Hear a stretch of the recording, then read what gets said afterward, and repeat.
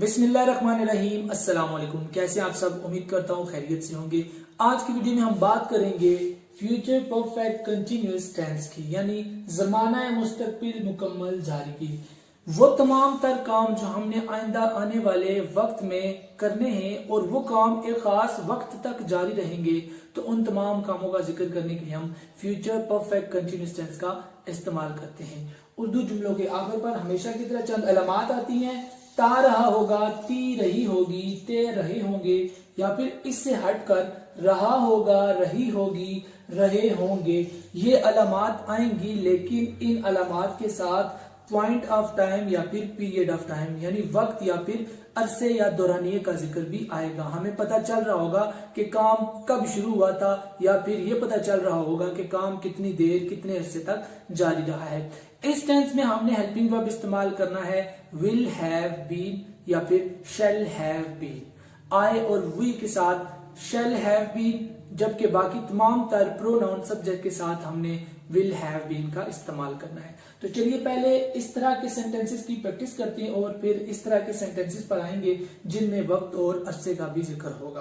तो पहले बात करते हैं पॉजिटिव सेंटेंस की। वो फुटबॉल खेलता रहा होगा। सब्जेक्ट, उसके बाद helping verb will shall have been के साथ वर्ब की पहली फॉर्म और आईएनजी आएगा और लास्ट पे हमारा आ जाएगा ऑब्जेक्ट। याद रखिएगा ये पहली तरह के सेंटेंसेस हैं जिनमें ता रहा होगा आया है, तो इसमें वक्त या फिर दौरानिये का जिक्र नहीं होगा। तो इस जुमले की इंग्लिश बनाते हैं। सबसे पहले हमारे पास सब्जेक्ट है वो की इंग्लिश होती है ही।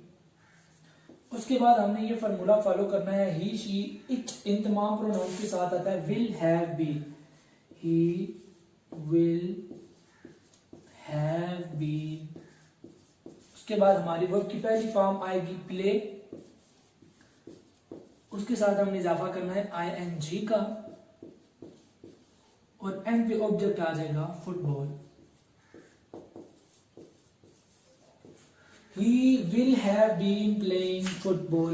वो फुटबॉल खेलता रहा होगा। ठीक है, अब इसी सेंटेंस को अगर हम नेगेटिव में कन्वर्ट कर दें तो होगा कि वो फुटबॉल नहीं खेलता रहा होगा। वो फुटबॉल नहीं खेलता रहा होगा। तो फॉर्मूले में हमने थोड़ी सी चेंजिंग करनी है। जहां पर लिखा हुआ है हमारे पास विल और शेल, तो यहां पर हमने दरमियान में लगा देना है नॉट। ठीक है, विल, शेल और हैव बीन के दरमियान हमने लगा देना है नॉट। बाकी तमाम तर फार्मूला हमारा उसी तरह रहेगा और हम इसी फार्मूले को फॉलो करेंगे। तो चलिए इसी सेंटेंस को नेगेटिव बना लेते हैं। वो फुटबॉल नहीं खेलता रहा होगा। तो चलिए फार्मूले के मुताबिक अब इसको नेगेटिव सेंटेंस में कन्वर्ट करते हैं। सबसे पहले आएगा सब्जेक्ट ही, उसके बाद हमारे पास हेल्पिंग वर्ब आएगा विल, ही के साथ हेल्पिंग वर्ब विल आएगा। उसके बाद हमने विल और हैव बीन के दरमियान इजाफा करना है नॉट का। यहां पर आ जाएगा नॉट, उसके बाद हैव बीन, उसके बाद वर्ब की पहली फॉर्म प्ले प्लस आईएनजी और लास्ट पे ऑब्जेक्ट आ जाएगा football. He will not have been playing football। वो फुटबॉल नहीं खेलता रहा होगा। तो अब बात करेंगे इंट्रोगेटिव और WH इंट्रोगेटिव सेंटेंसेस की। इंट्रोगेटिव सेंटेंस हमारे पास लिखा हुआ है क्या वो खेलता रहा होगा। क्या वो खेलता रहा होगा। तो फॉर्मूला है सबसे पहले विल शैल, उसके बाद हमारे पास सब्जेक्ट, उसके बाद हैव बीन, उसके बाद वर्ब की पहली फॉर्म के साथ आईएनजी और लास्ट पे आ जाएगा हमारे पास ऑब्जेक्ट। तो चलिए अब इस सेंटेंस की इंग्लिश बनाते हैं। वो ही के साथ हेल्पिंग वर्ब आता है विल, उसके बाद सब्जेक्ट होगा हमारा ही, उसके बाद हैव बीन, उसके बाद वर्ब की पहली फॉर्म के साथ आईएनजी। वर्ब की पहली फॉर्म यहां पर आएगी प्ले, साथ आईएनजी का इजाफा। और यहाँ पर जुमले में चूंकि हमारे पास ऑब्जेक्ट नहीं है तो इसलिए हम यहाँ पर ऑब्जेक्ट नहीं लिखेंगे, लेकिन चलिए यहाँ पर हम ऑब्जेक्ट बना लेते हैं। क्या वो फुटबॉल खेलता रहा होगा। तो ऑब्जेक्ट यहाँ पर हमारा आ जाएगा फुटबॉल। तो इस तरह से हमारा इंट्रोगेटिव सेंटेंस कंप्लीट हुआ। Will he have been playing football. क्या वो फुटबॉल खेलता रहा होगा। अब इसी सेंटेंस को हम थोड़ा सा चेंज कर लेते हैं और इसको हम WH इंट्रोगेटिव सेंटेंस बना लेते हैं। तो सेंटेंस इस तरह से होगा वो क्यों खेलता रहा होगा। वो क्यों खेलता रहा होगा, क्यों WH वर्ड है हमारे पास। तो जब WH इंट्रोगेटिव सेंटेंसेस आएंगे तो सबसे पहले हमने फॉर्मूले में WH लगाना है। तो इसी फॉर्मूले में हम थोड़ी सी चेंजिंग कर लेते हैं। शुरू में हम यहाँ पर WH लिख देते हैं और बाकी सारा फॉर्मूला हमारा नहीं रहेगा। तो अब इस फॉर्मूले के मुताबिक हम इस सेंटेंस की इंग्लिश बनाते हैं। सबसे पहले आ जाएगा WH वर्ड वाई, उसके बाद हमारे पास आ जाएगा विल हेल्पिंग वर्ब, उसके बाद सब्जेक्ट, उसके बाद हैव बीन,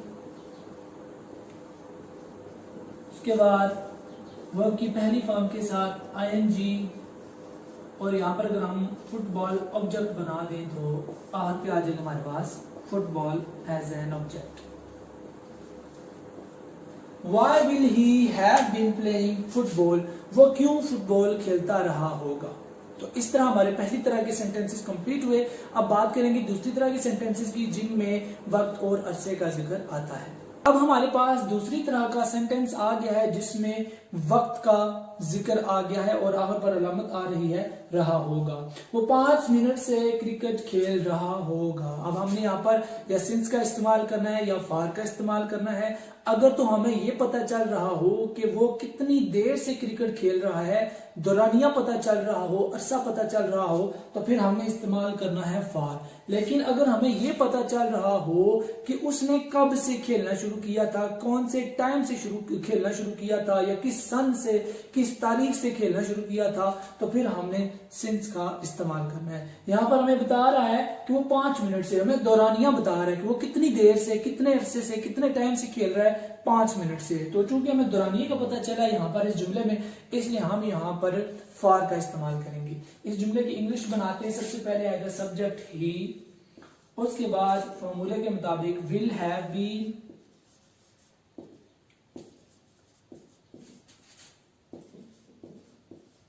उसके बाद वर्ब की पहली फॉर्म प्ले, उसके साथ ING, ऑब्जेक्ट है यहां पर हमारा क्रिकेट,